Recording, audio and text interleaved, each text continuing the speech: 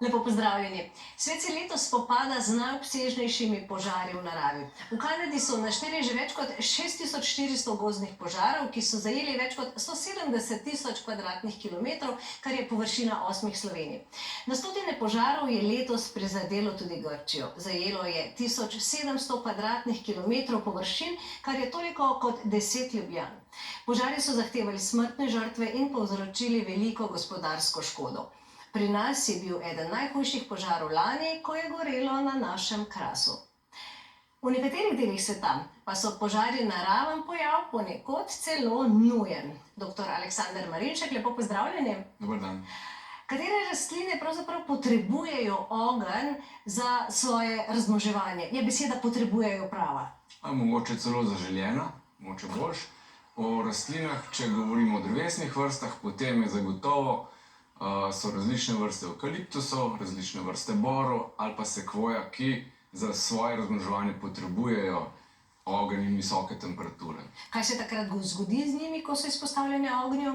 Ko so izpostavljeni ognju, se recimo kutikule oziroma vojnice okoli plodov, semen stanjšajo, to poveča kalitev. Tudi v tleh, ko so višje temperature, povzroči kalitev semen. Toplota sama pa recimo pri sekvoji povzroči, da se ti stoži odprejo in da se semena sprostijo. Zakaj so se razvile takšne rastline? Je to samo prilagoditev ali kaj drugega? V bistvu je ogenj sestavni del vseh gozdnih ekosistemov že od nekdaj, zato je to nekakšna prilagoditev. Po eni strani so se drevesa ali pa rastline prilagodile na požare s temi stvarmi, po drugi strani pa se pred požari obvaruje z debelo skorjo, kot je recimo sekvoja ali pa duglazija. Katera so tista območja na naši zemlji, kjer so požari tako rekoč potrebni, nujni? Gre za ta boralni del severnih, Sibirija, Kanada, Severna Amerika, do tundre in tajge.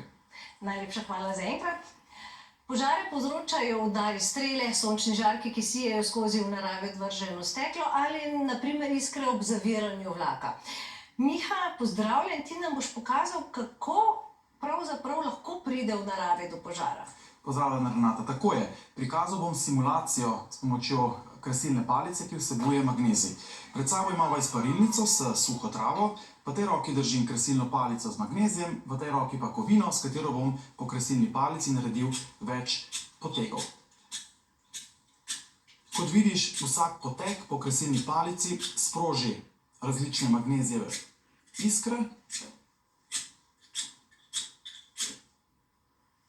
Miha, to je bilo pa hitro. Kot vidiš, suha trava se je hitro vžgala. Pri nas pa požari niso potrebni, se pa pojavljajo. Slovenija ima slabih 60% celotne površine gozdnate. Povprečno je na leto od 50 do 150 gozdnih požarov, povprečna letna površina požarov pa obsega približno 5 kvadratnih kilometrov. Boštjan Košiček, lepo pozdravljeni. Dober dan. Zdaj v naravi požar k sreči ne nastane tako hitro. Ne, potrebna je veliko več energije. Naprimer, ko udari strela ali pa pri največjem znanem povzročitelju požarov v železnici, ko odletajo zavore pri spuščanju vlaka v naravo in tu odletajo delci z maso nekaj 100 gramov, segreti na nekaj 100 stopinj v naravno okolje in pač ti so pa res sposobni povzročiti požare. Kateri so požarno najbolj ogroženi kraj pri nas? Ja, poleg Istre najbolj ogrožena je slovenska Istra oziroma Kraški Rok. Imamo še seveda cel Kras, Vipavsko dolino, ta južna pobočja Čičarijo, nižje predele Čičarije. In potem tja, če gremo proti Pivki in Postojni, pač kar je slovenski submediteran nekako ogroben. Katere pa so pri nas na ogenj najbolj odporne rastlinske vrste? Rastlinske vrste se zelo različno prilagajajo na vse ujme in tudi na požare. Večina naših vrst je sposobna odgnati iz korenin, kar nekaj teh grmovnih vrst, ki se zdaj tudi pojavljajo na požarišču in hitro prekriti površino. Nekatere pa imajo drugo strategijo, se pravi debelo ljubje in izolacija od velike vročine, se pravi zaščita kambija pred vročino. To pomaga pri talnih požarih, recimo pri hrastih, predvsem pa pri črnem boru, ki je v naravi najbolj poznan potem pri nas.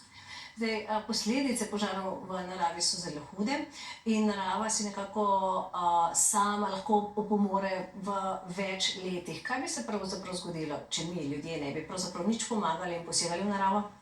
Naravni procesi bi ravno tako stekli, malo počasneje in zato poskušamo naravi pomagati. Ja, največji gozdni požar v Sloveniji je bil lani poleti na Goriškem krasu. Vzel je več kot 37 kvadratnih kilometrov površin, od tega 29 kvadratnih kilometrov gozda. Kakšen je Kras danes? Po več kot enem letu so na požarišču v Mirenskih gozdovih še vedno ožgane veje, črni štori in drevesa. A tla so že ozelenela, vzklila so tudi prva semena in zrasle sadike. Konkretno so tukaj mladice poljskega javorja oziroma maklena, ki smo jih posejali na celotni površini požarišča. Posejali smo skupno približno tono 200 kg semena različnih vrst, predvsem teh naših domačih toploljubnih vrst. Tako pomagajo naravi pri obnovi tistih območij, na katerih je pogorela celotna lesna biomasa in kjer ni nobenih listovcev, ki bi zagotovili semensko banko za naravni gozd. Smo sejali po celotni površini, konkretno se reče temu setu zagrinjanja, se pravi se malo razproste zemlja, položi ščepec različnega semena, mešanice semen smo uporabili tukaj in potem se to zagrebe. Za Kras značilni borovi gozdovi so skoraj v celoti pogoreli, saj je požar zajel krošnje, visoke temperature pa so uničile kambi, sloj pod lubjem. Ta je zaradi prekinitve pretoka vode in hranil odmrl in s tem je odmrlo celotno drevo. Črne bore bodo poskušali nadomestiti z na sušo bolj prilagojenimi in avtohtonimi vrstami, kot sta puhasti in zimzeleni hrast ter drugimi listavci. Tukaj vidimo lep primerek sadike puhastega hrasta. Te smo posadili letošnjo spomlad. Zdaj na tej površini, ki je tudi ograjena, smo posadili skupaj približno 5000 sadik te vrste. So pa se uspešno prijele tudi drevesne vrste, ki so že tukaj tudi sicer doma. Več kot 20.000 kubičnih metrov odmrlega drevja, večinoma črnega bora, so posekali. Del poškodovanih dreves so pustili, da bi tako ohranili biotsko ravnovesje.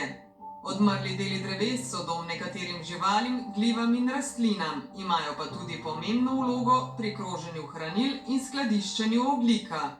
Ta drevesa smo z namenom označili, da pač opravljajo tudi to ekološko vlogo. Sicer takrat, ko smo jih označevali, so bila večinoma živa, zelene krošnje nekako so imele, sedaj pa vidimo, da so se že posušili.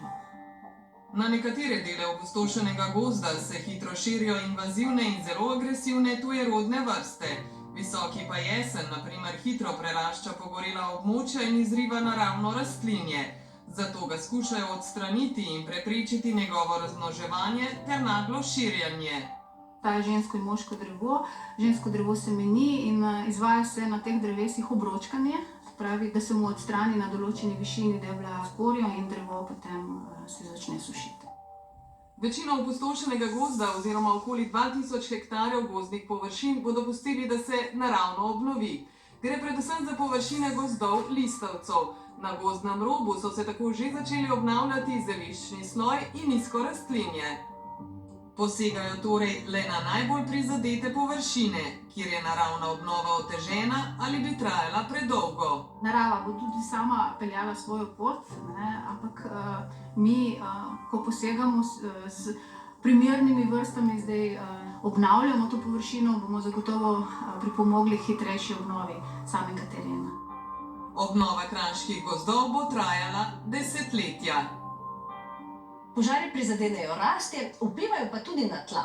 Kaj se zgodi z njimi? Zdaj v prispevku smo videli, kakšen je Kras danes, kakšna pa so tam tla. Tla so po tem požaru, seveda so poškodovana in poškodovana so nekaj centimetrov globoko, kjer je divjal požar. Pa poglejmo zdaj vzroke za to. Kaj konkretno tlom povzroči visoka temperatura in ogenj? Ogenj povzroči tlem različne spremembe in to na fizikalnem, kemijskem ali pa biološkem nivoju. Na kemijskem nivoju se vedno po požaru zviša pH in tudi, če so zelo visoke temperature, se določeni elementi v tleh uplinijo.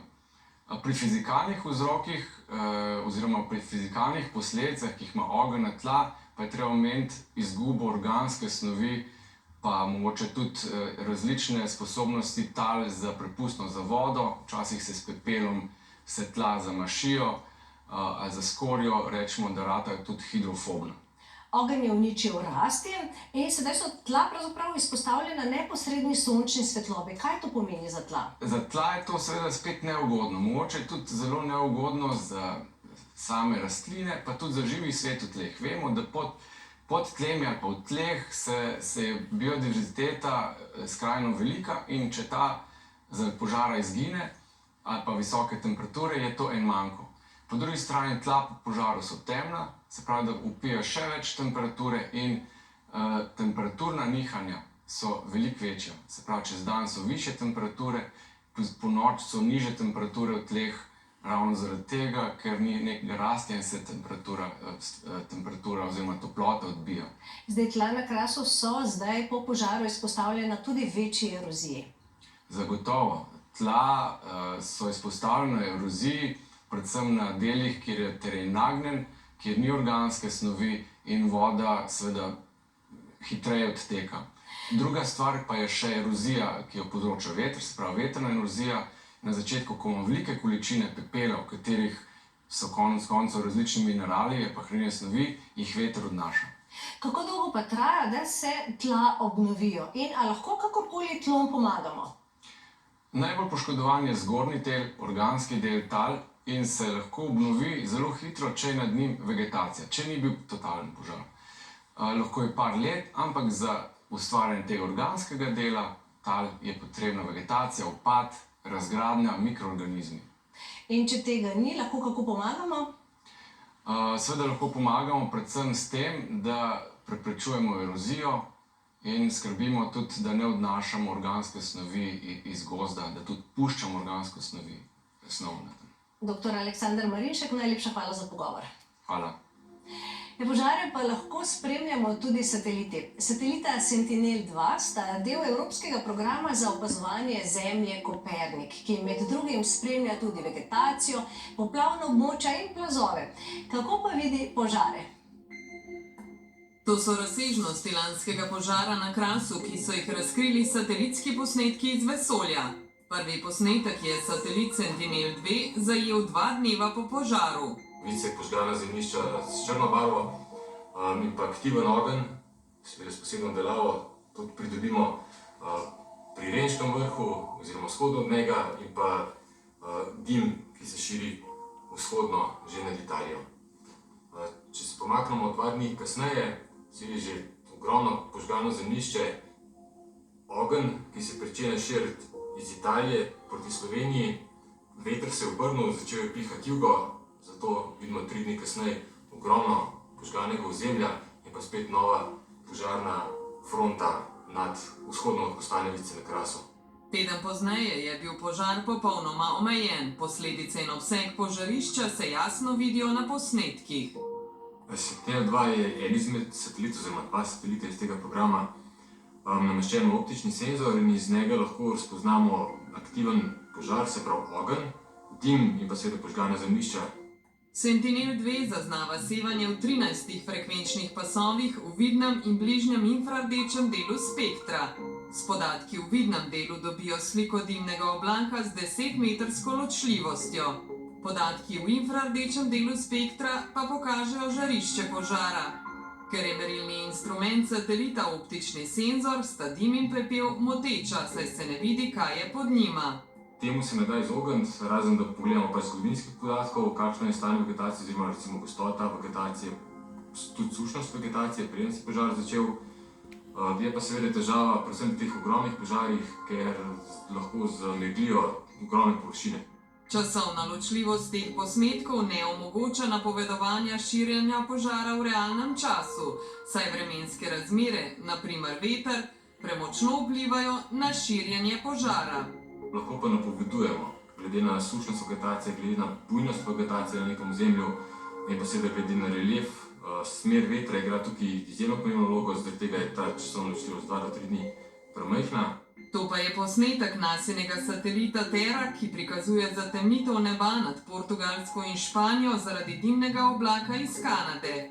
Caje so potovale visoko v ozračje na tisoče kilometrov dolgi poti čez Atlantski ocean. Tukaj gledamo pa koncentracijo črnega ogljika, ki se širi iznad letošnjega požara v Kanadi proti Evropi.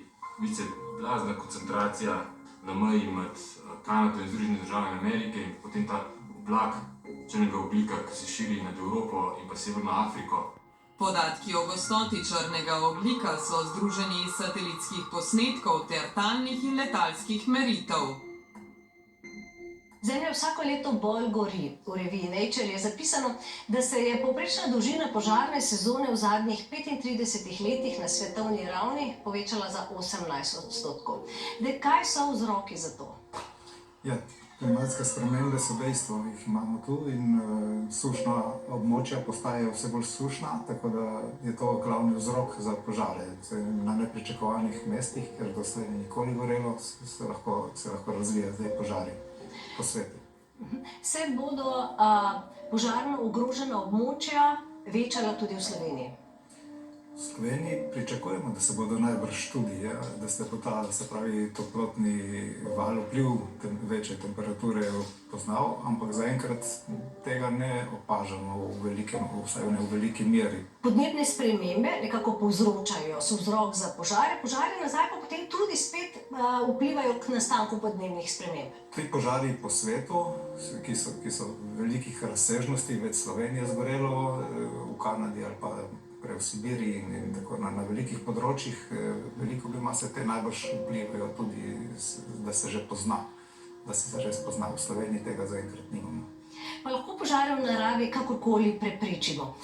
Obstajajo kakšne preventivne metode, ki pomagajo zmanjšati tveganje za nastanek požarov, pa potem mogoče tudi preprečijo njegovo hitro širjenje?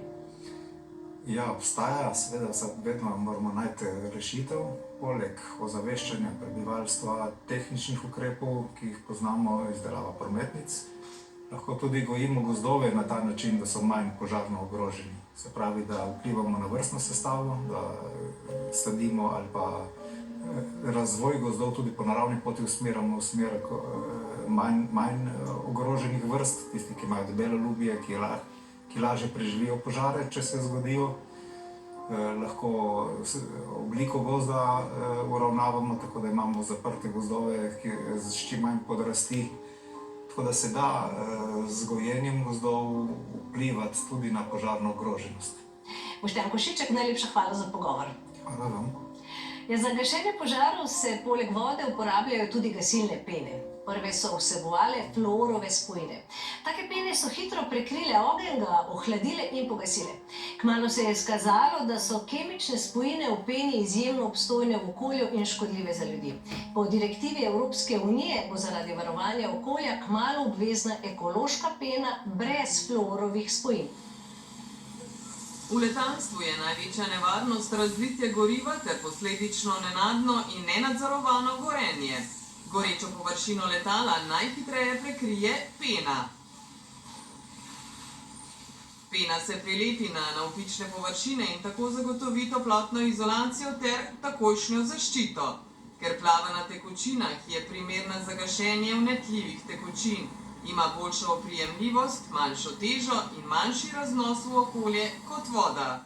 Nanašanje gasilne pene na gorečo površino ima dva učinka. Prvič dušilnega, ker prekrije površino in prepreči dostop kisika.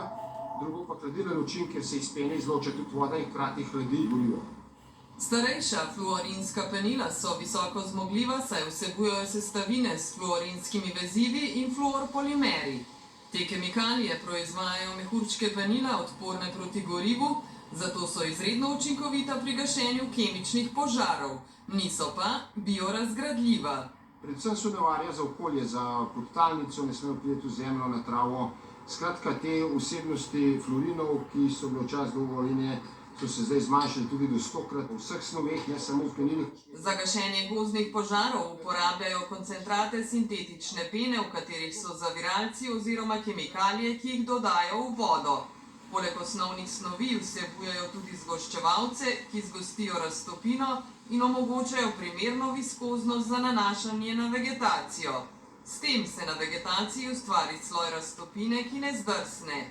No, in s tem dodajanjem retardantov se poveča prodornost vode in to se zdaj, ko vemo, da je v svetu en od glavnih izzivov za gasilce so gozdni požari, ti retardanti dodajajo v zelo majhnih količinah, da povečajo prodornost vode, da ne steče po površini in da upravlja svoj gasilni učinek. Če v naravi zagorijo vnetljive tekočine na alkoholni osnovi, se uporabljajo alkoholna penila. Ta vsebujejo naravne ali sintetične polimere, ki se strdijo, ko se vodna raztopina pomeša s topilom. Zaradi strjevanja se na površini topila tvori debel film, ki mehansko ščiti peno pred stikom s topilom. Da bomo pa alkoholno odporno peno nanesli na alkohol. Se bomo pa taki polimeri izločili z alkohola, to je pa tisto, kar naredi to zaščito, da se na alkoholu pač ta pena ne uniči. Ob gašenju peno, ki mora biti obstojna pri visokih temperaturah, nanašajo od enega roba proti drugemu. Gorečo površino morajo prekriti počasi, da se razvije čez celotno površino.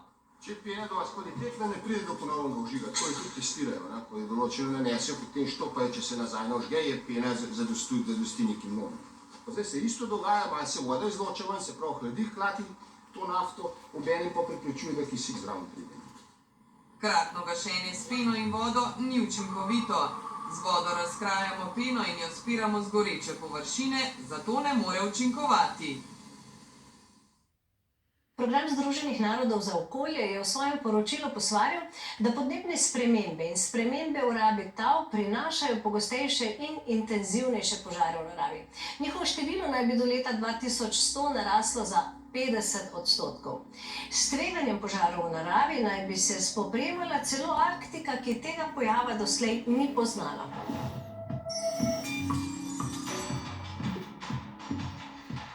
Miha pa ima za nas še uganko. Tako je. Tu imamo dve obliki fosforja, belega in rdečega. Fosfor je eden izmed bolj reaktivnih elementov v periodnem sistemu. Je tudi vnetljiv? Tudi, vendar ne v vseh oblikah. V glavicah lesenih vžigalic se med drugimi snovi nahaja tudi rdeči fosfor, ki se na zraku vžge šele pri temperaturi okoli 250 stopinj Celzija. Omenjeno temperaturo vžiga dosežemo z močnejšim potegom po hrapovi površini škatlice. Če to storim, se rdeči fosfor in s tem vžigalica vžge. Ja?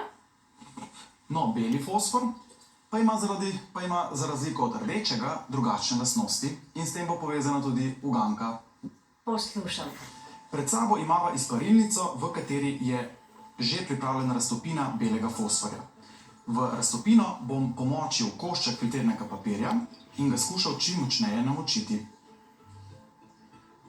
Košček filternega papirja bom sedaj na zraku posušil zgolj z mahanjem. Uganka, ki sledi, je, kaj se bo zgodilo s papirjem. Papir se bo posušil, mogoče pa se bo zgodilo še kaj drugega. In papir je zagorel. Miha, kaj se je zgodilo? Med mahanjem je nepolarno topilo izhlapevalo iz filternega papirja, zaradi česar je beli fosfor prehajal v stik z zračnim kisikom. Neposreden stik belega fosforja s kisikom je omogočil kemijsko reakcijo. Miha, najlepša hvala za super uganko. Ni zakaj, z veseljem. Hvala lepa pa tudi vam, da ste bili z nami. Veseli bomo vaše družbe tudi prihodnji teden. V sredo bomo na naši Facebook strani objavili novo uganko, v četrtek pa bo na sporedu nova oddaja. Nasvidenje. Raziskave bolezni in odkrivanje novih načinov zdravljenja danes omogočajo biobanke. Prve so nastale pred 30 leti na Islandiji. Obiskali smo eno izmed največjih in najbolj znanih v Evropi v avstrijskem Gradcu, kjer hranijo kar 20 milijonov vzorcev človeškega materiala. Ena od slovenskih biobank je na Mariborski medicinski fakulteti. V njej so vzorci večinoma krvi, čez 7000 bolnikov za več kot 20 različnih bolezni. Glejte, ugriznimo znanost.